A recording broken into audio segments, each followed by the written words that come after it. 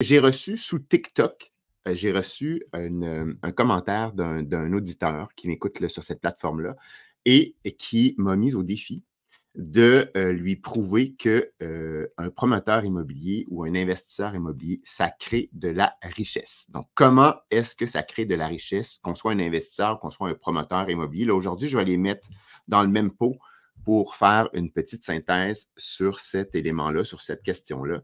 Je vous invite également à vous abonner à ma chaîne TikTok. C'est probablement l'endroit où j'ai le plus de plaisir à créer du contenu parce que c'est très rapide. Les gens posent des questions, on peut répondre tout de suite sous forme de commentaires. Donc, je suis un petit peu plus actif. J'avais pris une pause récemment, puis je suis revenu un petit peu plus actif sur cette plateforme-là. Donc, on va commencer tout de suite. Et j'aimerais ça vous entendre également parce que j'entends beaucoup de commentaires de gens qui disent mais vous, là, les investisseurs immobiliers, vous ne créez même pas de la richesse. Et bon, il y en a qui nous traitent de parasites, etc. Vous faites juste prendre l'argent des autres pour vous enrichir. Donc, qu'en est-il?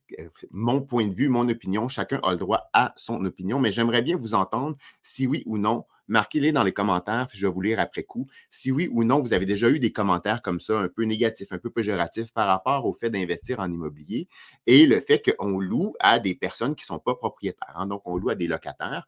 Donc, si oui ou non, vous avez déjà eu ce genre de commentaires-là, et si oui, c'était quoi, par exemple, le pire commentaire que vous ayez reçu par rapport au fait d'être investisseur immobilier? Moi, dans TikTok, là, depuis 2 semaines, j'ai reçu des centaines de commentaires, donc plusieurs commentaires haineux, parce que je faisais des commentaires par rapport aux gains en capital. Donc, laissez-moi le savoir en commentaire, puis je vais me faire un plaisir de vous lire après coup. Donc, pour ceux qui ne me connaissent pas, mon nom est Steve Forget. Donc, je suis investisseur immobilier depuis 15 ans et coach en investissement immobilier également. Donc, j'aide les investisseurs immobiliers qui ont la difficulté à se lancer, qui ont peur de se tromper, qui ont peur de perdre de l'argent, à faire leur première transaction et ou à faire croître leur parc immobilier locatif. Donc, j'ai commencé, moi, ça fait un petit peu plus de 15 ans, donc à 15 ans et 2 semaines présentement. Donc, avec l'achat d'un premier quadruplex à Montréal pour l'habiter en tant que propriétaire occupant. C'est quelque chose que je vous recommande d'ailleurs là, avant de vous acheter un condo ou une maison. Donc, essayez de faire un petit passage détourné dans un plex pendant 3 ans, 4 ans, 5 ans, 6 ans, 7 ans. Donc, ça va être un levier phénoménal pour votre futur financier. Donc, suite à ça, j'ai fait des travaux, j'ai fait des petites optimisations, puis j'ai un locataire problématique qui m'a vraiment amené du trouble et qui a eu une interdiction de revenir dans mon immeuble suite à un jugement du tribunal parce qu'il avait menacé de mort mon autre locataire. Et il s'est retrouvé, je me suis retrouvé avec un logement vacant que j'ai rénové. J'ai manqué d'argent en cours de travaux, donc j'ai dû refinancer mon immeuble pour aller chercher de la plus-value. Depuis les 2 dernières années, donc entre 2009 et 2011. Et c'est là que ma plus grosse surprise est arrivée, c'est que bon, le marché avait quand même bien évolué, j'avais augmenté mes revenus et le Plex avait pris quand même à peu près 200 000 de valeur. Donc, j'ai pu faire un refinancement, donc augmenter la dette sur cet immeuble-là, ressortir de l'argent, payer mes travaux et il m'en a resté assez pour m'acheter un deuxième immeuble dans lequel ma mère est locataire également, donc depuis toutes ces années-là. Donc, c'était vraiment pour mettre ma mère. Puis bon, hein, là, je suis tombé dans la marmite comme Obélix. Donc, 1, 2, 3, 4, 5 immeubles. Donc, maintenant, avec toute seule et avec des associés. Donc, on possède 105 unités, donc principalement résidentielles et une dizaine d'unités commerciales également. Puis, je suis tout excité parce que je n'ai même pas encore eu le temps de le lire, mais j'ai viens de recevoir, tout juste avant d'entrer en onde, une étude de faisabilité. Donc, ce qu'on peut faire avec un terrain au niveau, là, pour être conforme au niveau de la municipalité, puis comment optimiser ce terrain-là. Donc, on commence notre premier projet de construction neuve entre 12 et 15 unités, là, selon les options qui nous ont été présentées. Donc, on arrive maintenant dans le vif du sujet. Comment les investisseurs immobiliers créent de la richesse? J'aimerais bien vous entendre également si vous avez des idées, puis c'est sûr que je ne les ai peut-être pas toutes mis également aujourd'hui. Donc, je vais faire un petit tour d'horizon, puis vous m'en donnerez également si j'ai oublié des éléments. Bien, premièrement, là, quand on construit un bâtiment ou qu'on rénove un bâtiment, l'investisseur ou le promoteur va créer une augmentation de la valeur de l'immeuble, hein, de façon générale. Donc, si on a un terrain avec rien dessus, comme c'est le cas avec mon étude de faisabilité, et je vais construire 14 unités, bien oui, la valeur va augmenter. Donc, si j'augmente la valeur foncière va augmenter. Ça va faire augmenter la valeur pour moi, l'investisseur. Et si j'aurais des partenaires, ce qui ne sera pas le cas dans cet immeuble-là, je fais augmenter la valeur de mon rôle foncier. Donc, je vais payer plus de taxes municipales Plus de taxes municipales, ça veut dire plus d'argent dans l'assiette fiscale de la ville, plus d'argent dans l'assiette fiscale de la ville, plus d'argent pour organiser des événements, réparer la bibliothèque, réparer les rues, faire les trottoirs. Donc, ça crée un enrichissement également en termes de revenus pour la ville et également du côté de la communauté. Donc, quand on crée des nouveaux appartements, quand on ajoute des immeubles ou qu'on rénove des appartements, bien, pour la communauté qui vit alentour, ça peut être un changement. Ça peut être un changement parce qu'on est des beaux immeubles au lieu d'avoir un stationnement qui était là. Ça peut être parce qu'on a rénové des façades. Ça peut être parce que dans un endroit où il y avait un ancien garage qui est fermé depuis 20 ans, puis maintenant, il y avait un grand terrain avec plein de vieilles autos dessus. Bien, maintenant, on a des condos neufs où on a un complexe immobilier locatif qui est par-dessus. Donc, on vient embellir également notre communauté. Donc, l'enrichissement, oui, on peut le voir de côté monétaire, mais on peut aussi le voir d'un autre point de vue, là, au niveau communauté, au niveau attractivité, au niveau du paysage également urbain qu'on pourrait avoir, là, urbain ou en campagne, également de ce côté-là. Je donne un exemple ici, c'est un exemple, il y en a peut-être qui l'ont déjà vu, donc c'est un exemple. Nous, on avait un vieux bâtiment qui n'avait pas été rénové depuis 1960-1961. Il y avait beaucoup de commerces là-dedans, de superficie commerciale, dont des espaces complètement inutilisés. Et on a fait une conversion donc d'un immeuble où on avait juste un immense appartement qui n'avait jamais été rénové et on avait beaucoup d'espace commercial. On a rétréci genre 5 fois l'espace commercial, puis on a créé 6 appartements flambant neufs dans cet espace-là. Bien, pour la communauté, bien, il y a 6 maintenant personnes qui habitent sur ce coin de rue-là, là où il y avait seulement un logement auparavant. Donc, on a une plus belle façade, c'est plus joli, les gens remarquent, font des commentaires. Donc, ça vient embellir également le secteur, en plus d'avoir eu une augmentation substantielle de la valeur de cet immeuble-là. Donc, évidemment, une augmentation substantielle de notre compte de taxes qu'on paye à la ville. Donc, déjà, augmentation de la valeur foncière. Création d'emplois. L'immeuble que je viens de vous montrer, là, on a injecté un petit peu plus qu'1 million de dollars en travaux. Ça a duré à peu près 7 mois faire la conversion de cet immeuble-là. C'est un immeuble qui était vacant. Là. On n'a pas mis personne dehors, on n'a pas mis de locataire dehors. Nous, on a acheté. Il n'y avait pas de locataire résidentiel, puis les commerces ont fermé suite à cet achat-là. Donc, on a fait travailler des entrepreneurs généraux, des sous-traitants, l'architecte, 25 000 d'architectes. Après ça, à peu près 1 million de dollars qui est allé à l'entrepreneur général. Plus la TPS qu'on a payé là-dessus. Donc, on a fait travailler énormément de monde. Donc, quand on fait travailler des gens, bien, on contribue à l'impôt également. Donc, nos sous-traitants qui vont payer leurs employés vont devoir payer de l'impôt de ce côté-là. Puis, ça va créer beaucoup de revenus pour les gouvernements. Donc, ça fait quoi, ça? Bien, ça fait qu'on est capable maintenant de payer les écoles, de payer les rues, de payer le système de santé. Donc, est-ce qu'on contribue à ça? Bien, je pense que oui. Tu sais, si tout le monde arrête là, de construire, tout le monde arrête de faire des travaux, regardez la statistique ici au Québec, là, en 2023, il y avait 281 000 travailleurs de la construction qui font de la construction neuve, qui font du résidentiel, bon, de l'industriel et tout, là, mais globalement, c'est énorme par rapport au secteur de l'économie. Donc, ça représente 6,6 % des emplois du Québec. Donc, est-ce que moi, c'est tout petit ce que je fais, mais un investisseur, 2 investisseurs, 3 investisseurs, on contribue énormément à la création d'impôts également. Et on peut donc, cet argent-là va être réinvesti par nos gouvernements. Bon, le mot réinvesti est peut-être fort, là, dépensé par nos gouvernements. Mais généralement, c'est pour nous donner des services, des produits qu'on va utiliser, qui vont être capables de reconstruire des logements abordables, même s'ils ne sont pas très bons puis ils le font à des coûts exorbitants, mais ils vont venir contribuer donc à améliorer le sort des personnes qui en ont vraiment de besoin. Un des problèmes numéro 1 qu'on voit, là, si vous parlez aux gens de développement économique dans votre région, peu importe la région dans laquelle vous êtes, là, d'à peu près depuis quelques années, c'est pas mal partout, ce problème-là. Si une usine veut venir s'implanter sur le territoire de votre ville, de votre municipalité, un des enjeux qu'ils ont avant de prendre la décision d'aller de l'avant avec leur projet d'investissement, c'est est-ce qu'on a assez d'employés et est-ce qu'on a de la place pour loger ces employés-là? C'est un gros problème. Nous, dans ma région ici, moi, je viens de la région de la Naudière. S'il arrive un gros employeur qui veut venir s'installer, mais va falloir qu'il y ait des employés, mais on n'a même pas assez de logements pour les loger. Donc, un problème assez crucial. Donc, les investisseurs immobiliers, ils ont leur rôle à jouer dans cette contribution à la création d'emplois. Donc, oui, on veut créer des bons emplois, bien rémunérés, mais il faut les loger, ces personnes-là.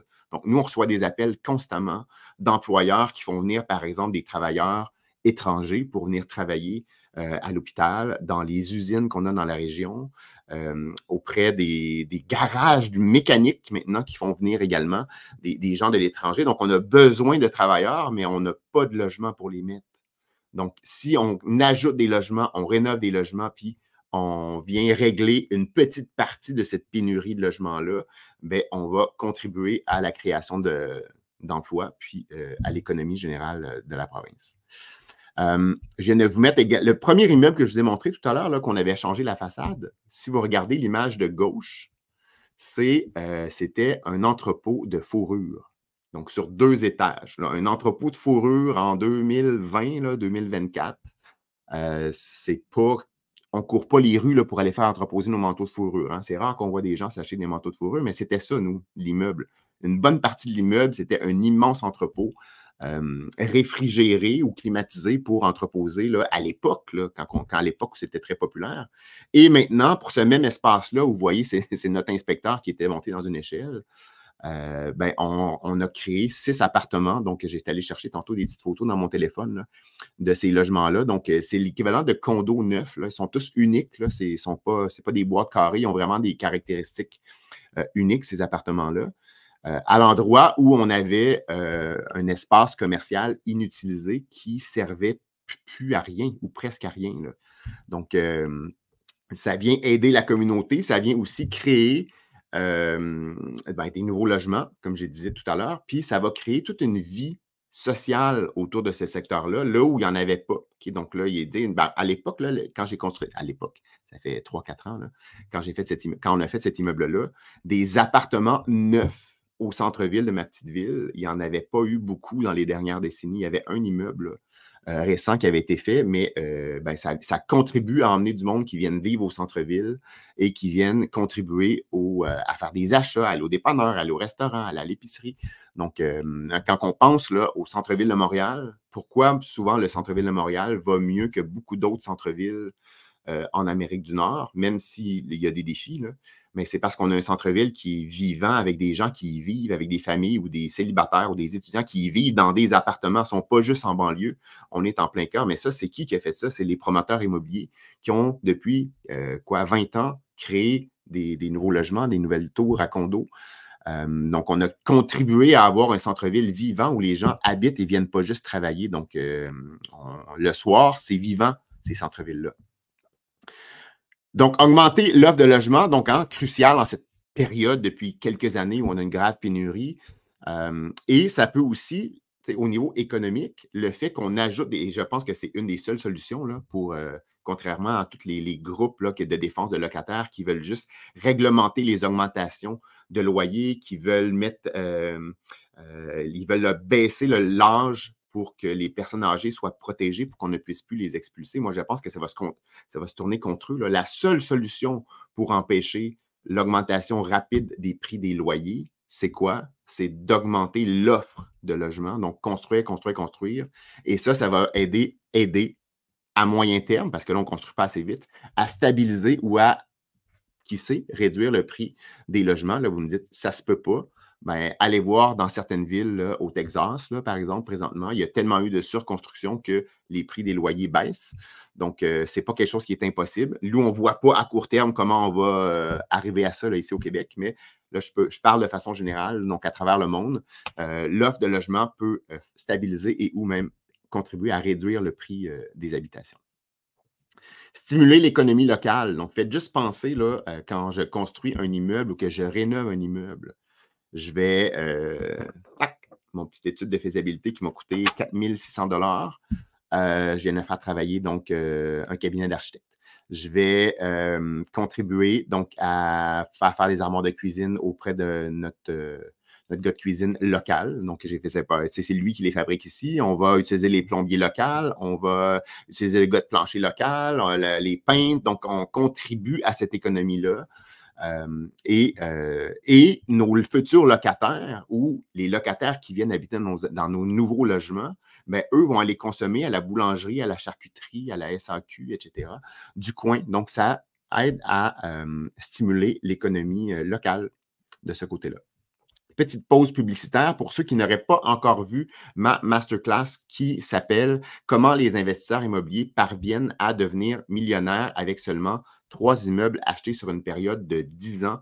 Vous avez juste à marquer dans les commentaires le mot masterclass. Ça va me faire plaisir de vous envoyer en PV. Donc, dans votre Messenger, je vais vous envoyer le lien pour recevoir automatiquement cette masterclass-là. Ça dure à peu près 45 minutes. Puis, je vous fais la démonstration que quelqu'un qui achète tranquillement un immeuble au jour 1, qui attend 5 ans avant d'acheter un deuxième immeuble et encore 5 ans pour acheter un troisième immeuble. Donc, sur une période de 10 ans, il achète 3 immeubles. Je fais la démonstration simplement, mathématiquement, de façon visuelle, comment cet investisseur-là va être capable de se générer à la 15e année à peu près 1 million de dollars en actifs nets immobiliers. Donc, c'est vraiment un levier pour votre indépendance financière. Donc, marquez le mot masterclass. Pour ceux qui seraient prêt à passer à l'action. Vous dites, moi, là, je vais investir en immobilier cette année, ou si vous avez 1 ou 2 immeubles, puis vous dites, moi, je voudrais faire croître mon parc immobilier et j'aurais besoin d'accompagnement, je voudrais travailler avec un coach en immobilier. Vous pouvez également marquer le mot appel dans les commentaires. C'est tout à fait gratuit. Vous allez avoir accès à ma plage horaire. C'est un appel qui dure 40 minutes dans lequel je vais vous poser des questions. Je veux voir si on est un bon fit pour travailler ensemble. Donc, est-ce que moi, je peux vous aider à atteindre vos objectifs à court terme en immobilier? Et également, vous devez voir si moi, je suis un bon fit. Donc, est-ce que je suis un bon coach pour vous accompagner là-dedans? Et ça, je ne le sais pas tant qu'on ne s'est pas parlé. Donc, je vous pose des petites questions par rapport à ça. Je vous présente un plan d'action en 3 étapes pour réussir à acheter des immeubles. Et si je juge qu'à la fin de l'appel, je juge qu'on est un bon fit et que je peux vous accompagner, je vais vous parler de mon programme d'accompagnement s'il n'y a aucune obligation par rapport à ça. De ce côté-là. Donc, marquez le mot appel et vous allez avoir accès. J'ai ouvert sur une période de 9-10 jours. J'ouvre mon calendrier pour que vous ayez accès à mon calendrier pour ces appels-là. De retour, donc, comment on crée de la richesse? Donc, je parle de revitalisation urbaine. Moi, c'est un petit peu mon dada. J'ai vraiment lu beaucoup, autant pour le Canada que les États-Unis, que l'Europe. Je suis abonné à plein de groupes également Facebook pour suivre ce qui se passe un peu ailleurs. Là, j'ai sorti un exemple de Budapest. Je ne sais pas si vous voyez en gros, là, je vais l'agrandir un petit peu. Là.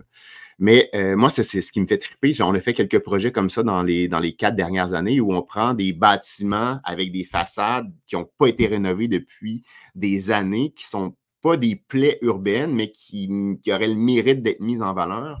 Et on vient complètement changer ce qu'on voit de cet immeuble-là. Puis moi, je le fais avec des immeubles semi-commerciaux. Donc, on a fait 3 rénovations de façade importantes dans les dernières années. Donc, ça en est un autre exemple. C'est notre petit bébé de l'année passée. Donc, on prenait à gauche là, un immeuble qui avait été rénové, je vous dirais, dans les années 90. En 2006, il avait changé la couleur pour du gris-beige. Et on est reparti d'une photo là, qui devait dater des années 1930-1940 qu'un photographe avait dans ses archives et on s'est inspiré de ça avec l'architecte pour refaire complètement la façade. Donc, on a remis la façade avec une brique rouge originale. Puis maintenant, on a une clinique médicale au rez-de-chaussée. Donc, c'est beaucoup plus vivant en termes de couleurs, puis on a respecté un peu l'origine du bâtiment. Donc, moi, j'appelle ça là, des beaux projets de revitalisation également. Donc, imaginez-vous que plusieurs investisseurs, puis moi, je le vois, là, je fais juste regarder dans ma petite ville, à chaque année, des nouvelles façades qui sont remises en état. Et ça, bien, ça vient contribuer à l'attractivité aussi d'une rue, d'un quartier. Hein. Quand on se promène puis que toutes les bâtisses sont pas belles, sont placardées, ben, ça n'aide pas l'économie locale. Je pourrais vous montrer un autre exemple là, qui est juste devant cet immeuble-là, où on a un immeuble qui était vacant depuis des années et des années, un immeuble commercial. Et l'investisseur, nous, on a acheté, on est 3, on a acheté cet immeuble-là, puis on a fait de la prospection de locataires pour trouver un locataire commercial qui va l'occuper. Puis maintenant, on a probablement une des plus belles boutiques de Joliette qui occupe le bâtiment juste en face de celui-là. Ça crée de la vie. Les week-ends, ça s'appelle la récréation, l'espace La Récréation. Donc, allez voir ça. Je fais de la pub en passant. C'est pour les enfants. Donc, il fait des ateliers de bricolage. Il y a des livres qu'on peut acheter. Donc, les gens viennent. Il y a plein d'activités pour les enfants. Mais ça vient aider à générer des activités. Les parents laissent les enfants là. Ils s'en vont prendre un café. Bien, tout ça, pourquoi? Parce que moi, l'investisseur, j'ai convaincu quelqu'un et on a négocié avec un commerçant pour qu'il vienne s'installer dans notre commerce. Donc, je n'ai peut-être pas fait des gros travaux d'envergure, mais maintenant, on a un immense local de 10 000 pieds carrés qui était vacant et maintenant qui est occupé, puis ça crée de la dynamique. Donc, moi, je trouve que ça fait partie du mot richesse également d'avoir amélioré un quartier comme ça, là. Donc, tout ce qui s'en vient, et là, on va le voir de plus en plus, ce point-là, là, dans les prochaines années. Donc, tout ce qui est innovation dans la construction. On veut accélérer la construction.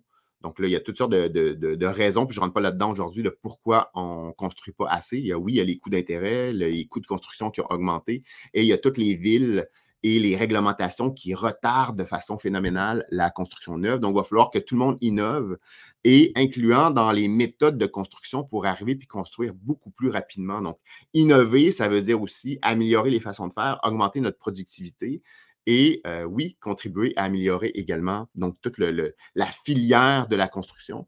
Donc, est-ce qu'on va commencer à construire davantage en usine pour qu'on arrive sur les chantiers et que ça va aller plus vite? Donc, ça va générer toute une chaîne là, de résultats au niveau de la filière de la construction pour créer encore plus de richesses plus rapidement et plus de valeur, construire plus rapidement nos immeubles. Donc, on va le voir.